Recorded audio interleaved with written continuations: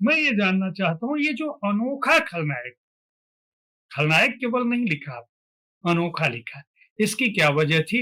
लंकेश से जो आपका लगाव हुआ, वेद पुराण से प्राप्त ज्ञान पे, जहाँ आप उसकी भूमिका में एक लंबी भूमिका आपने लिखी है।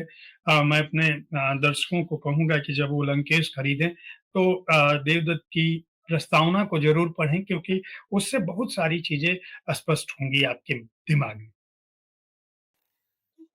देखिए, रावण खलनायक है और इसमें कोई विवाद नहीं है। जब वाल्मीकि जी लिख रहे हैं कथा, उन्हें पता है कि मेरे एक नायक है, एक खलनायक है, राम और रावण के बीच में। लेकिन उन्होंने हम इसे पंचम वेद क्यों कहते हैं?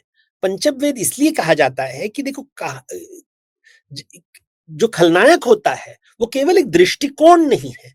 वो क्लियरली कुछ बताना चाहते हैं कि हम इसको खलनायक क्यों बोल रहे हैं। जैन धर्म में भी उन्हें प्रति वासुदेव कहा गया है। वासुदेव के विपरीत रहने वाला, जो विपरीत रहता है, उसे कहा गया है। तो ये उनका विचार समझने के लिए वो इतनी बड़ी कहानी लिखी है कि देखो, जब आप किसको खलनायक कहते हो, उसका अर्थ क्या है, उसके भीतर जाना चाहिए। केवल आपको पसंद नहीं आया इसलिए आपने उसको खलनायक कहने से वो खलनायक नहीं बन जाता। राम ने वाली का वध किया, क्या फिर वाली उन्हें खलनायक कह सकते हैं कि तुमने मेरा वध किया, तुम खलनायक हो? लोग ऐसे बहुत ही विवाद करते हैं, आर्ग्यूमेंट करते हैं, लेकिन वो रामायण नहीं समझते, क्योंकि रामायण में वो कुछ बताना चाहते हैं कि राजा का मतलब क्या है। राजा वो है जो अराजकता निकालता है। राजा शब्द अराजकता से आता है। अराजकता निकालने वाला व्यक्ति को हम राजा कहते हैं। रावण अराजकता लेके आ रहा है। रावण का लंका जल रहा, उसका पहला कर्तव्य लंका को देखभाल करना है, ना कि उसको ध्वंस करना है। लेकिन वह उसे ध्वंस कर देता है। जैसे महाभारत में दुर्योधन हस्तिनापुर में युद्ध लेके आता है, घर के अंदर लेके आता है। तो ये छोटी छोटी बातें लोग ध्यान नहीं देते। राजा वह नहीं जो युद्ध करता है, राजा वह होता है जो युद्ध नहीं करता है, ताकि लोगों में वृद्धि हो। जब युद्ध होता है तो हमें पता है वृद्धि नहीं होगी।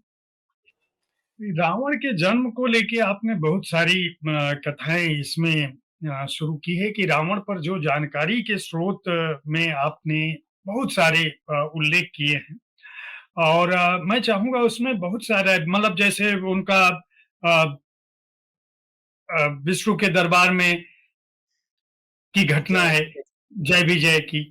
तो ये इस तरह की जो कथाओं का स्रोत है, और आपने बहुत सारे रामायण का जिक्र करने के अलावा लोक कथाओं का, किंवदंतियों का जिक्र किया है। उसके बाद जो भारतीय कला में है, जो पूरे संसार में व्याप्त है, छाया कठपुतली एक बहुत ही रोचक आप जानकारी देते हो।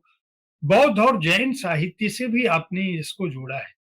रावण के बारे में इतनी कथाएं उनके जन्म के साथ की, और आप ये भी संभवतः कहते हैं कि वाल्मीकि रामायण से पहले भी संभवतः राम रावण का उल्लेख था या नहीं था। मैं ये जानना चाहूंगा कि मेरे दर्शकों को ये भी बताएं कि ये जो इतनी पुरातन गाथाएं हैं, अ, ऐतिहासिक तौर पर रामायण 2000, 2500, 3000 साल मान लीजिए। कुछ लोग 5000 साल तक जाते हैं, कुछ लोगों की बात मैं कर रहा हूं।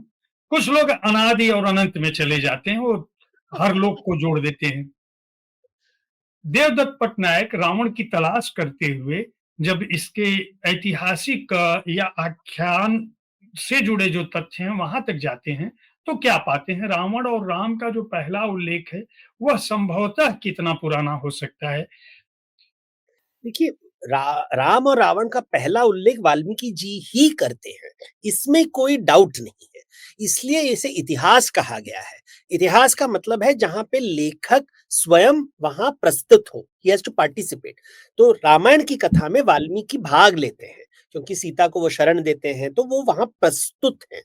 बात रही कब उल्लेख हुआ था, कभी हमें एक लिखित जानकारी मिलती है। अभी जो पांडुलिपि है, सॉरी पांडुलिपि नहीं, जो ताम्रपत्र हैं, दो मैन्युस्क्रिप्ट्स जो हमारे पास हैं, जो मैन्युस्क्रिप्ट्स हैं वो बरोड़ा में मिलते हैं, और बरोड़ा उन मैन्युस्क्रिप्ट से हम लाइक 19वीं शताब्दी में जितने पुराने मैन्युस्क्रिप्ट्स थे रामायण के, लोगों ने उसे देखा, रिसर्च किया और देखा कि ये जो लिखा हुआ है, ये लगभग 2000 साल पहले लिखा गया।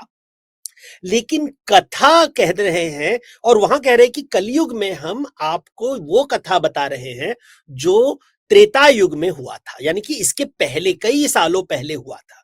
और फिर कितने साल है वो अलग अलग बात होती है। जैसे जैन धर्म में कहेंगे कि मुनि सुव्रत जब रहते थे उस समय रामायण घटी, पौमाचार्य या पद्माचार्य की कहानी है, यानी कि रामायण हुई थी और उनके अनुसार 80,000 साल पहले हुआ था। तो ये अलग अलग डेट्स मिलते हैं। हमें ये पता है कि कहानी जो हमारे पास पुरानी कहानी है वो 2000 साल पुरानी ग्रंथ है। ग्रंथ में कह रहा है कि बहुत सालों पहले ये हुआ था, लेकिन वेदों में, उपनिषदों में ये बात नहीं मिलती इनके बारे में, ना राम के बारे में, ना रावण के बारे में, ना लंका के बारे में हमने कुछ ज्ञान नहीं मिलता है। तो ये मैन्युस्क्रिप्ट से शुरुआत, तो इसलिए मुश्किल हो जाता है लोगों को समझाने में कि देखो ये जो लिखा गया है, जैसे कलयुग का उल्लेख पहली बार महाभारत में होता है, उसके पहले नहीं मिलता है, वेदों में नहीं है कलयुग शब्द। तो ये छोटी छोटी, ये द्विज शब्द जो है वो मनुस्मृति में आता है, वो वेदों में शब्द नहीं है द्विज। द्विज शब्द केवल धर्मशास्त्रों में आता है। तो ये थोड़ा एकेडमिक होता है, थोड़ा और लोग उसके ऊपर बहुत क्योंकि ये विश्वास वाला सच है। तो इसलिए मैं कहता हूं कि ये एक पुरानी काल की बात कर रहे हैं, वैदिक काल की काल, लेकिन उनको भी पता नहीं था ये वैदिक काल कब था।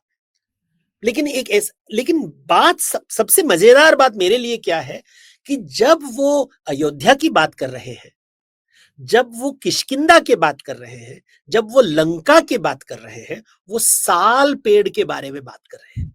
साल के पेड़, अयोध्या में साल के पेड़ हैं। जब राम तीर चलाते हैं जिससे 7 पेड़ के से वो जाता है तो वो साल के पेड़ होते हैं। रावण के फैमिली का नाम है सालन कटंकटा, सालंग कटंकटा उनकी मां का जो लाइन है। अभी साल के पेड़ केवल छत्तीसगढ़, झारखंड, उड़ीसा और उत्तर भारत में मिलता है, दक्षिण भारत में नहीं मिलता। साल के पेड़ दक्षिण भारत में नहीं है, कहीं नहीं है। तो ये जब पढ़ते हैं तो मुझे लगता है अरे बाप रे, ये क्या बोल रहे हैं ये लोग। तो फिर आपको सोचना पड़ता है कि कौन से बारे में, कहां की बात कर रहे हैं, क्योंकि हमें पता है कि लंका श्रीलंका है।